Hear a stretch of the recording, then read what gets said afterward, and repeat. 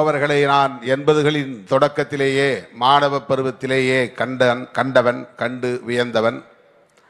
அவர் எங்கே உரையாற்றினாலும் அங்கே சென்று அவருடைய உரைகளை கேட்பதில் மிகுந்த ஆர்வம் கொண்டவன். முத்தமிழறிஞர் கலைஞரின் போர்ப்படை தளபதியாக களத்தில் அப்போது வலம் வந்தவர், களமாடியவர்.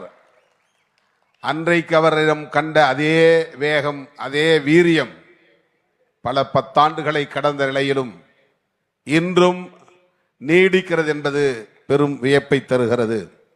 அது மட்டுமில்லாமல் ஏற்றுக்கொண்ட கொள்கையில் பகுத்தறிவு பகலவன் தந்தை பெரியாரும் பேரறிஞர் அண்ணாவும் விதைத்த சமத்துவ கொள்கையில் இன்னும் உறுதிப்பாட்டோடு விளங்குகிறார் என்பதற்கு சான்றாக இந்த சமத்துவ நடைபயணம் விளங்குகிறது.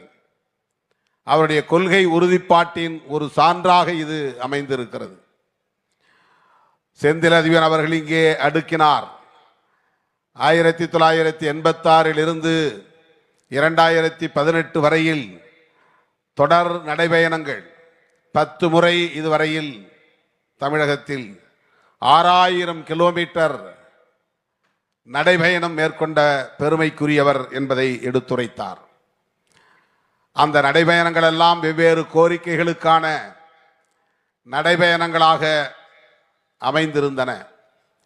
இந்த 11வது நடைபயணம் தம்முடைய கொள்கை இலக்கை எடுத்துரைக்கக்கூடிய ஒரு நடைபயணமாக, மிகவும் சிறப்புக்குரிய ஒரு நடைபயணமாக, ஜனநாயக சக்திகள் அனைவரும் ஆதரிக்க வேண்டிய ஒரு நடைபயணமாக அமைந்திருப்பது போற்றுதலுக்குரியது, மகிழ்ச்சி அளிக்கிறது.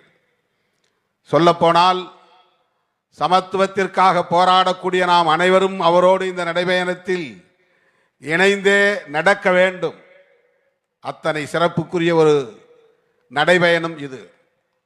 பெரியார் இயக்கம் கண்டது சமத்துவத்திற்காகத்தான். பேரறிஞர் அண்ணா அரசியல் களத்தில் அடியெடுத்து வைத்ததும் சமத்துவத்திற்காகத்தான். முத்தமிழறிஞர் கலைஞர் அரை நூற்றாண்டு காலம் இந்த மண்ணில் அரசியல் செய்ததும் சமத்துவத்திற்காகத்தான்.